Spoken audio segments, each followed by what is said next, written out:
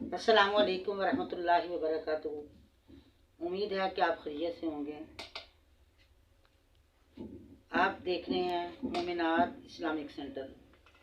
हमने अपना नाम जो है ना इकरा से मोमिनात, क्योंकि औरतों के लिए हमने काम शुरू किया है, इसलिए मोमिनात के लिए हम ये कर रहे हैं और हमारे जामिया का नाम भी मोमिनात है। हदीस नंबर 19, अल्लाहुम्मा सल्ली अला मुहम्मदिन व अला आलि मुहम्मदिन व बारिक वसल्लिम सुम्मा सल्ली अलैहि। अन इब्न उमर काला काला रसूलुल्लाह सल्लल्लाहु अलैहि वसल्लम। जब भी व्यूअर्स अल्लाह के पाक पैगंबर मोहम्मद सल्लल्लाहु अलैहि वसल्लम का नाम आए, रसूलुल्लाह का तो सल्लल्लाहु अलैहि वसल्लम ज़रूर कहिएगा। इब्न उमर से रिवायत है, कहा फरमाया रसूलुल्लाह सल्लल्लाहु अलैहि वसल्लम ने, ला तमनऊ निसाअकुमुल मसाजिद। रसूलुल्लाह सल्लल्लाहु अलैहि वसल्लम ने फरमाया, तुम अपनी औरतों को मस्जिद जाने से ना रोको और उनके घर उनकी नमाज के लिए ज़्यादा बेहतर हैं। पर मैं मना ना करो औरतों को मस्जिद जाने से, लेकिन औरतों को कहा कि उनके लिए घर में नमाज पढ़ना ज़्यादा बेहतर है। यानी बाज़ लोग औरतों को मस्जिद जाने को ममनून करार देते हैं, हालांकि ये दुरुस्त नहीं। औरत नमाज या जुम्मा या कोई दीनी प्रोग्राम सुनने की गरज से मस्जिद जा सकती है, जैसा कि हदीस से वाज़ेह है।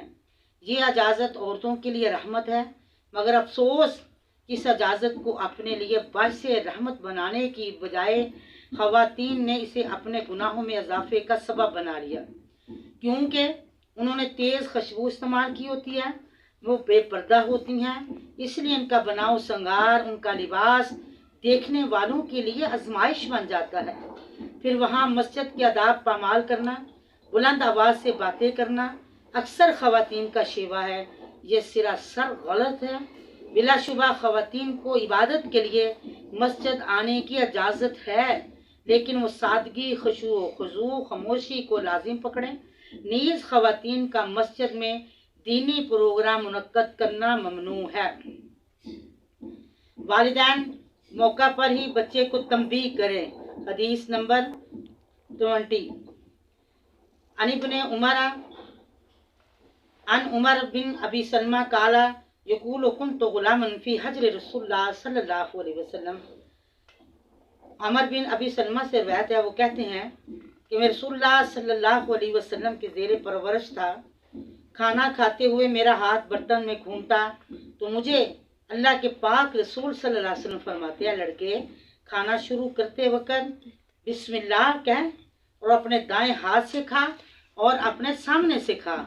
इस हदीस से ये जिक्र है कि नबी सल्लल्लाहु अलैहि वसल्लम अपने ज़ेरे परवरिश बच्चे को खाने के आदाब बतलाते और इसी वक्त बतलाए जब उसने गलती की, बाद में नहीं, उसी वक्त। इस तरह वो शख्स के लिए, हर शख्स के लिए ज़रूरी है कि अपने ज़ेरे तरबियत बच्चों की परवरिश करे। हदीस नंबर 21, औरत के लिए इत्काफ की मस्जिद जगह, जो इत्काफ करने की जगह जो है ना मस्जिद ही है। अन आयशा रज़ी अल्लाह तआला अन्हा अन्ना रसूलुल्लाह सल्लल्लाहु अलैहि वसल्लम ज़करा यातकिफ़ल अशरल अवाखिर मिन रमज़ान।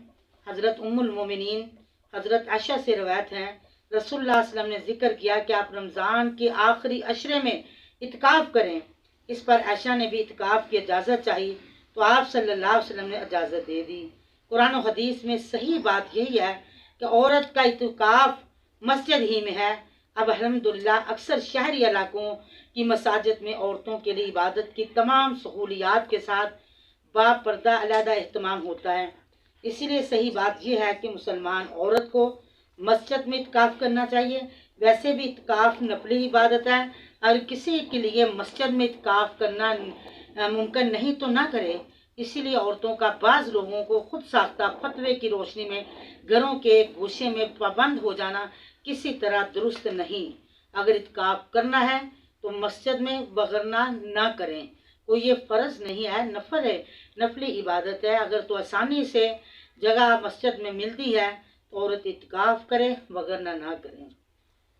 ये हमने यानी 21 तक हदीस पढ़ ली हैं।